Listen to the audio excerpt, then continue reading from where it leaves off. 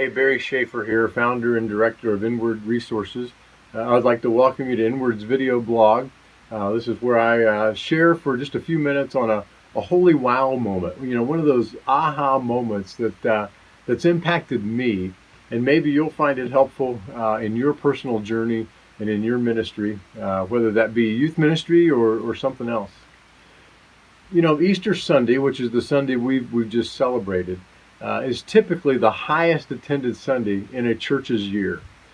But any guess as to what is the lowest attended Sunday? Yeah, the next Sunday. And I'm thinking that's not the effect that the resurrection is to have on us. Maybe we've all got some kind of Easter hangover or something, but I'm thinking the effect of the resurrection is to have the complete opposite effect on us. And in Jesus' post-resurrection appearances, we get a sense of how the resurrection is to impact our lives. There's a sequence in the Gospel of John that I have always found intriguing. In John chapter 20, we see a very intentional noting of Jesus' first words out of his newly resurrected mouth to his disciples. And the words are, "Peace be with you." Jesus said it first to a group of his disciples, and then he repeated those exact words to Thomas when he saw him about a week later. Peace be with you. Now, Jesus could have greeted his disciples many different ways, especially given the fact that they were not having their finest hour the last time Jesus saw them. So there must be something to the fact that Jesus was very intentional in his first resurrected words. And according to the Gospel of John, he was using these words he wanted to make sure that every disciple heard. Well, there was something important and significant, and there still is. Well, earlier with his disciples, Jesus had front-loaded his work on the cross by telling them that he will be giving them his peace, and that his peace is far different than anything that the world can give or will give.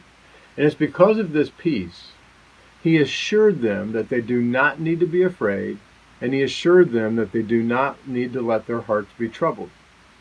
Yet, when Jesus first saw them after his resurrection, the disciples were very afraid and they were very troubled.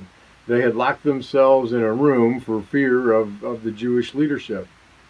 And it's here that Jesus showed up behind that locked door and said to them, "Peace." The Apostle Paul later explained this peace and gave us a clue as to why peace was such an appropriate lead-in word for Jesus when seeing his disciples. I want to read just a couple of verses out of Colossians 1. This is from the letter that Paul wrote to the good folks at Colossians, or in Colossae. And this is out of the Message version. And he said this, "At one time you all had your backs turned to God, thinking rebellious thoughts of him, giving him trouble every chance you got. But now, by giving himself completely at the cross, actually dying for you, Christ brought you over to God's side.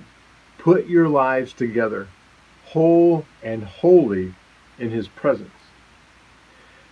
No matter how disjointed and chaotic our lives might be, we can rest in the knowledge that Jesus accomplished something for us that nothing else can accomplish. He closed the gap between us and God. And in doing that, he eliminated the turmoil that was caused by that gap, by that separation. And he gave us an opportunity, and I love how Peterson says it in the Message, he gave us an opportunity to put our lives together. You know, we can spend a good part of our lives in chaos of some kind or any kind. And in that chaos, we can have very troubled hearts, and we can also be very afraid. I think we're often presented with circumstances in which we don't know how to fix, whether that's from a strong-willed 3-year-old to a leaky toilet seal leaking around the floor. Not that I've got any specific things in mind. We can also find ourselves thrust into circumstances that we don't understand, from relationships that have gone sideways to health concerns that have gone bad. We can often find ourselves suddenly in situations where we feel in over our heads, drowning in debt, or buried underneath an unforgiving workload.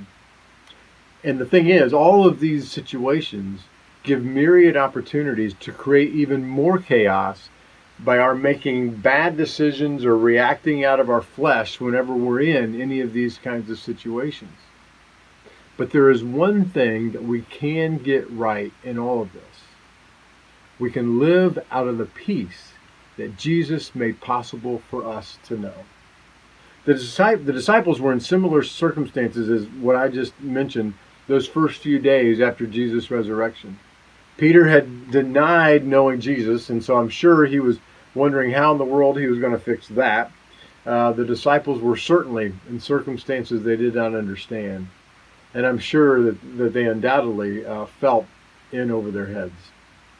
So when we see Jesus saying to his disciples, "Peace be with you," we can hear Jesus saying to them and to us, "Be at peace." We can hear Jesus saying to us and to them, "What I did for you by dying on the cross was give you a chance to put your lives together. No matter what's going on around you, you can rest in the fact that all those warring factions in your heart and in your mind are at peace. The gap between you and God has been closed. There now is no separation. And that tension that was created by that gap is gone. Be at peace." Well, just coming off Easter weekend myself, and here's my takeaway on this sequence and what we see in John and how Jesus expressed himself to his disciples the first time he saw them.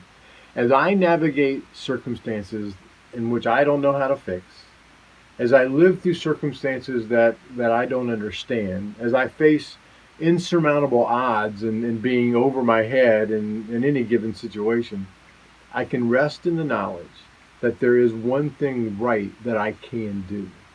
I can step into all these situations with the peace that Jesus has given me. It's a peace that passes understanding and actually guards my heart.